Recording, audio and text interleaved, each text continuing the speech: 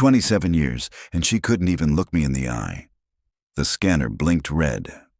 I swiped my keycard again. Still nothing. A soft chirp, followed by a flat denial tone. The kind that says, "You don't belong here anymore." I stood outside the side entrance of Horizon Data Group, just past 6:30 a.m. The glass doors reflected a familiar face. Tired eyes, pressed shirt, thermos in hand. Routine. I'd started early for the last 2 decades. I liked the quiet hum before the chaos, the way the building felt like mine before anyone else showed up. I was Alan Marks, 54, senior systems analyst, or at least I had been until yesterday morning. 27 years at Horizon. I'd seen it go from rows of beige box monitors to cloud-integrated virtualization suites. I'd cleaned up after CTOs who spilled coffee into servers, restored client backups lost in power outages, and ran 3-day sprints on no sleep to keep enterprise contracts afloat. Never missed a deadline, never took more than a week off. I was the guy you called at 2 a.m. when the network went dark. And yesterday, Linda Hargrove, my manager for the last 14 years, told me I was obsolete.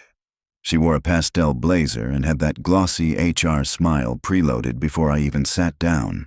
"Alan," she said, like she was starting a eulogy, "this isn't easy." It never is.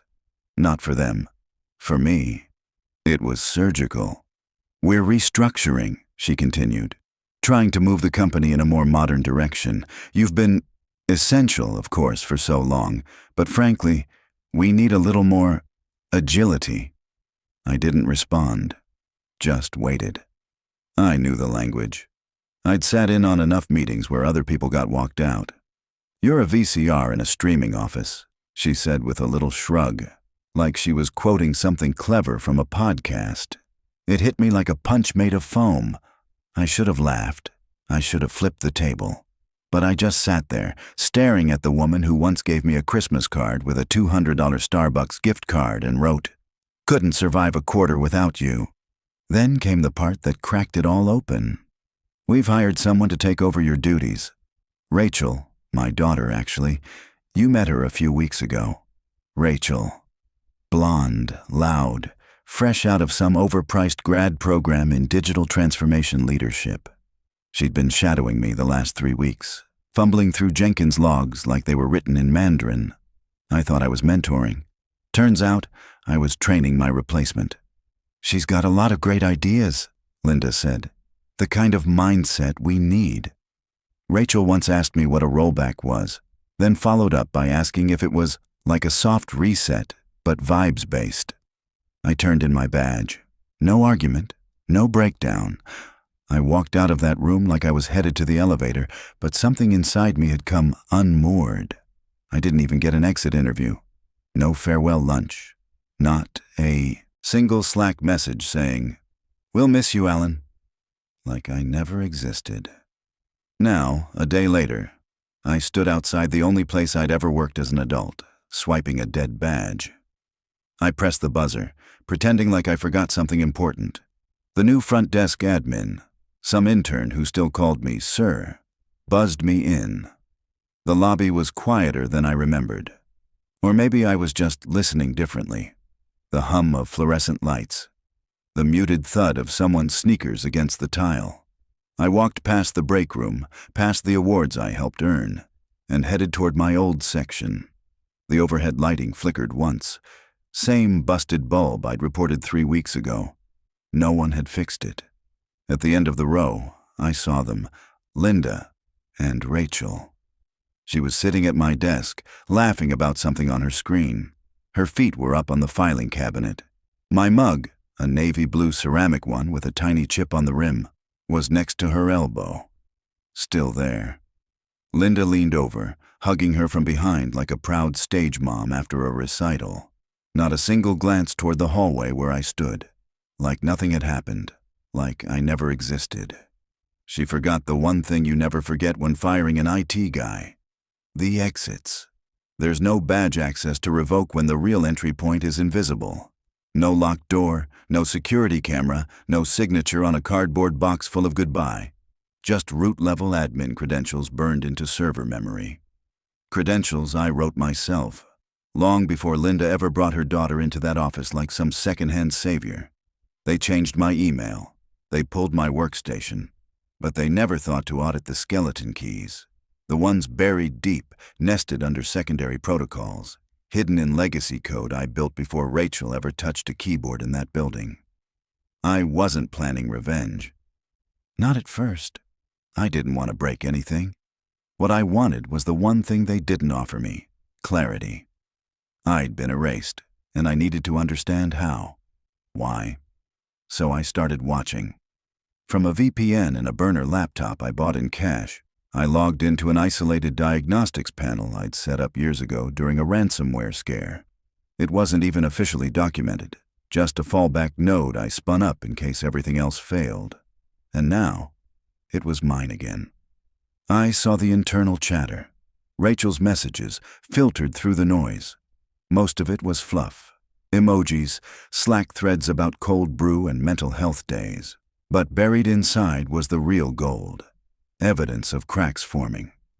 4 days after I left, she sent an external access link to a secure repository meant for our top-tier client in Chicago. But the link pinged back from an IP registered to a competitor across town. I'd flagged that firm once for scraping metadata, predatory vultures in suits. The system had caught the bounce, and the logs were still there, sitting in silence, waiting for someone who knew where to look. I took a screenshot, time-stamped it, stored it, in an encrypted folder titled Observer. Then I kept watching. Rachel overwrote a QA-approved version of a compliance document with a draft full of errors. Then she sent it off to the client contact as final. I could tell by the file hash. She hadn't even checked it before dragging it into the email. 2 days later, I watched her forward a quarterly revenue breakdown meant for an internal meeting to an external investor. Wrong recipient, wrong file, no retraction, just silence, followed by a Slack message where she wrote, "OMG lol, wrong file, I think." The kind of mistake you don't recover from in my world. But she did. Linda covered it, buried it, smiled through it. I started compiling everything. Metadata, server flags, outbound message traces. If it left a digital print, I collected it. But I didn't touch anything, not yet. No tampering, no sabotage, just eyes. I was a ghost in the system I'd built brick by brick, protocol by protocol. There was something comforting in it, watching her unravel, line by line, like a poorly written script looping toward failure. I wasn't angry anymore, not in the way people expected. No shouting, no broken glass, just a deep, pulsing calm. Cold, focused. Let them keep their streaming office, their buzzwords and mentorship luncheons and open floor plans. But let's not forget what powers the stream. The server. The one underneath it all. The one they forgot to unplug. I leaned back in my chair as the diagnostics flickered. CPU load spiking, permissions shifting. Rachel was changing things she didn't understand, touching processes she thought were outdated. Her confidence was the real breach, loud, naive, and terminal. I clicked open the terminal, ran a quiet diagnostic of the firewall logs, and saw another alert. She'd triggered a redundancy loop that was going to overwrite a month's worth of project versions unless someone intervened. But I didn't. I let the system run. Then I whispered it to myself, barely audible, a smirk curling at the edge of my mouth as I typed in one last silent command. Let's see how long the streaming service runs without the server. I didn't sabotage her. I just let gravity do its job. There's a difference between pushing and letting something fall. Rachel had been teetering from the moment she sat in my chair. All I did was make sure no one ran over with a safety net. From a corner table in a coffee shop off 8th and Wilcox, I watched the dashboard logs flicker like a slow-motion train crash. Access logs, error flags, misrouted communications, each one a fracture forming under her weight. She was trying to lead a department she didn't understand with the confidence of someone who'd never been humbled. The systems she touched were starting to bend, then snap. I sent my first message on a Thursday. It went to a senior account manager at Argentum Holdings, one of Horizon's legacy clients. I typed slowly, carefully, from an anonymous encrypted address routed through 5 nodes. There's a chance your Q2 files were mishandled during Horizon's latest staff transition. Might be worth verifying where your confidential data landed. No name, no signature, just a breadcrumb with a scent strong enough for bloodhounds in suits. 3 days later, I sent a second message. This one to the company's compliance officer, Dana Vickers. I'd worked with Dana for over a decade.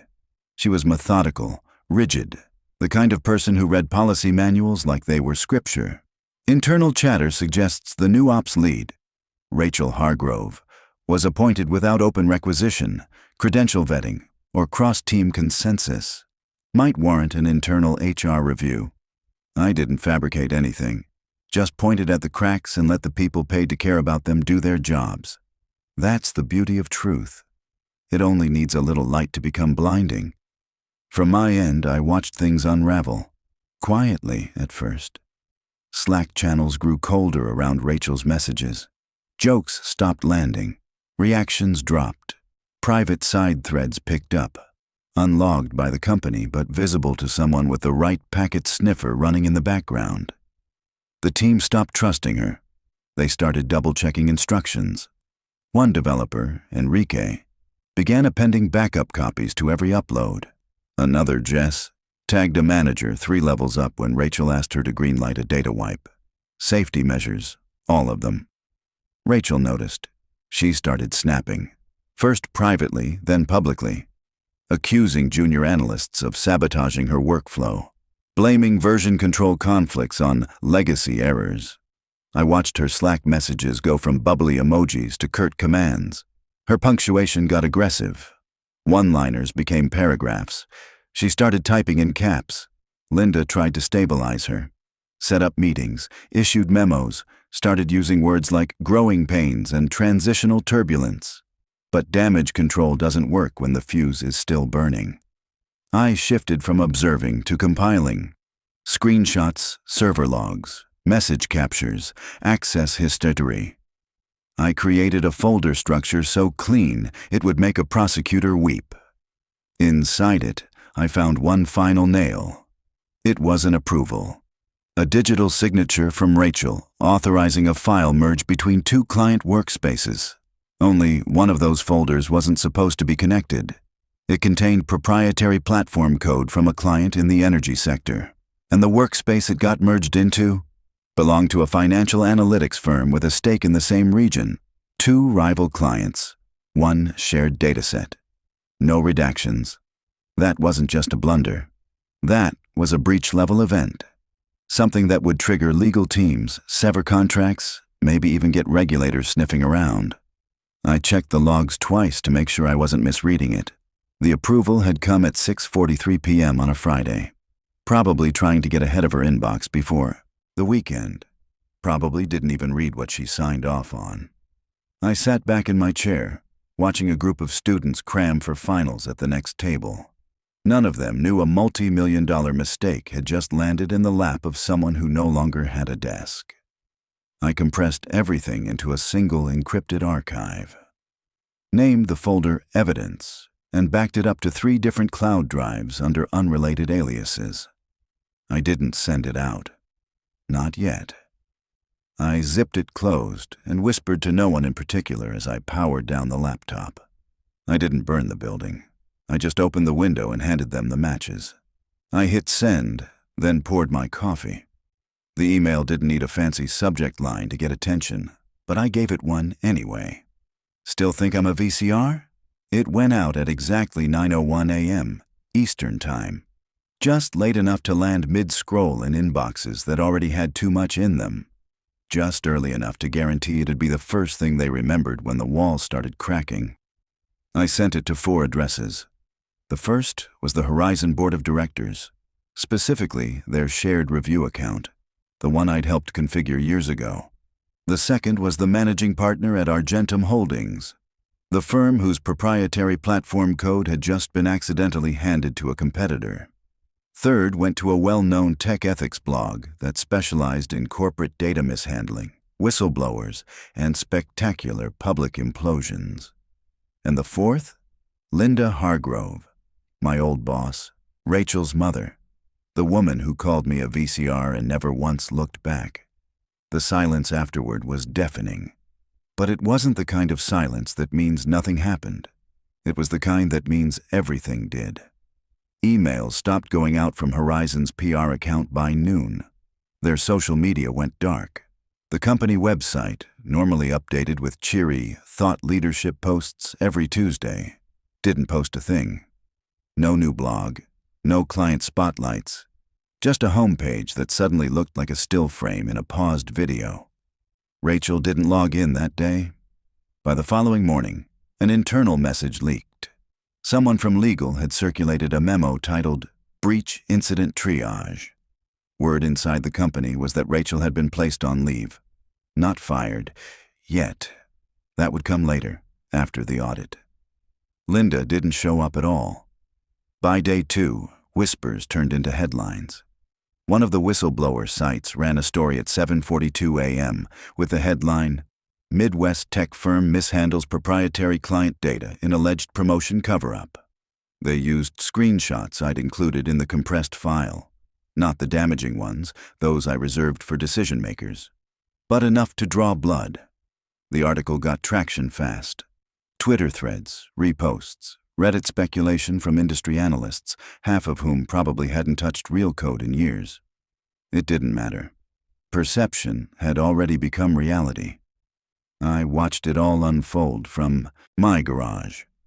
The desk I'd built myself sat beneath a pegboard lined with every tool I owned: hammer, torque wrench, multimeter.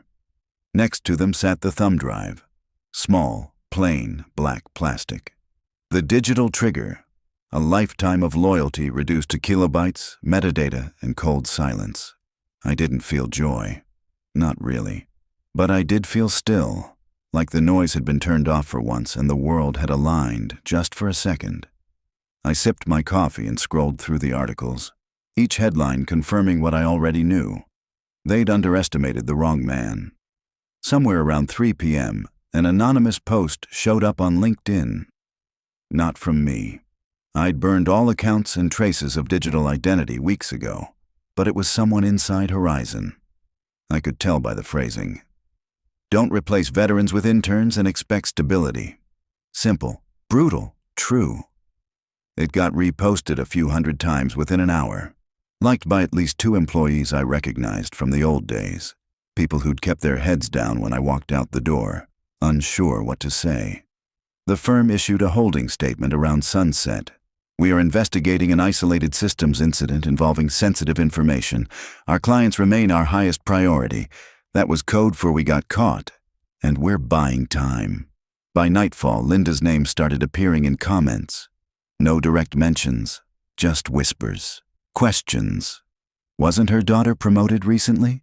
Didn't she head the compliance committee? Isn't that a conflict of interest? At 11:47 p.m., my phone lit up. Private number. No voicemail. I didn't have to check the area code. I let it ring. I put on my only suit and walked into the fire, just to watch her melt. It was charcoal gray, a little tighter in the shoulders than I remembered, but still serviceable. I'd worn it last for a funeral. My uncle's, I think. The irony wasn't lost on me. The boardroom was colder than I expected. Not in temperature, but tone. Sleek black chairs, frosted glass walls, nameplates placed like gravestones. I'd sat in this room maybe twice in my entire career. This time, I was the reason everyone had shown up early. There were no greetings, just nods. Eye contact held too long, clipped voices. No one wanted to say the wrong thing to the wrong man. Linda sat 2 seats down from the board chair, posture stiff, lips pursed into a line that had no color left. Rachel wasn't there. They asked for a walkthrough. I gave them one. Logs, timestamps, metadata trails, internal messages, approvals, misdirected emails, the IP leak, the overwritten contracts. Everything in the compressed drive had been vetted, sourced, and aligned with internal records. I spoke clearly, without embellishment, just facts. I let the paper cuts stack until they bled. They didn't interrupt me once. Afterward, the chair thanked me for my thoroughness and said they'd need time to deliberate.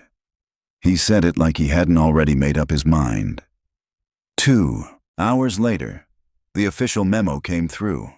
Rachel Hargrove, terminated effective immediately. Internal breach, gross negligence, failure to comply with operational protocols. There was no severance.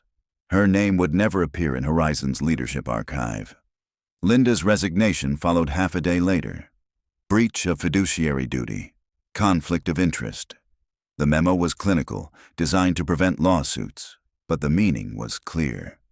She let her daughter wreck the company from the inside out and tried to bury the mess under my legacy. They couldn't bury me. A week after the inquiry, I got an email. This time addressed to me directly, not CC'd, not looped in as an afterthought. The board wanted to offer me a consulting role, senior advisor of systems continuity, full autonomy, salary well into 6 figures, benefits, title, respect. I read the message 3 times, thought about it, then deleted it. The next day, I wrote a short reply. I'm not interested in patching holes in a sinking ship. That morning, I drove to Horizon one last time. No badge, no escort, no need.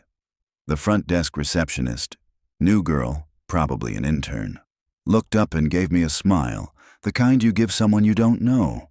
That was fine. I didn't come for recognition. I came to leave something behind. I slid the box across the counter. Brown craft paper tied with a thin black string. She asked what it was. I said it was addressed to leadership and walked out before she could ask anything else. Inside the package was an old VHS tape. Black plastic, worn label. The kind of thing you'd find in a storage closet next to a box of forgotten Ethernet cables. On the label, I'd written just 5 words. The system always remembers. I stepped outside and took a long breath. The air felt lighter than it had in weeks, like something thick and cloying had finally lifted. For the first time in years, I wasn't carrying anything. No pager, no emergency laptop, no stress curled around my spine like a wire pulled too tight. I wasn't walking out in silence anymore. This time, they'd hear the door close. I didn't look back at the building. It didn't deserve a final glance. 27 years they erased in a second. I rewrote the ending.